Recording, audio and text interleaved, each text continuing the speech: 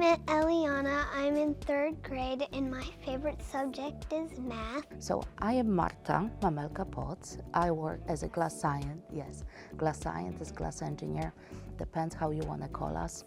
So it was in my project in computer science. Computer science? Where there was a tiger that fell in the moat, like at a zoo. And then we had to make a compound machine out of VEX IQ to make it go up and then put it in a certain area on the platform. And it included teamwork and it included hard work.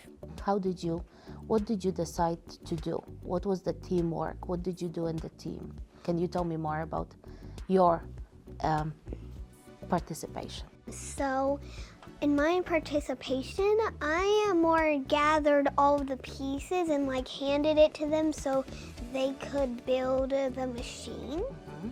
And also I was like, okay, so should we do this and should we do that? Do you agree with this? So you talked with everybody, made sure everybody had a voice and space to express their thoughts and ideas, and that everybody was heard.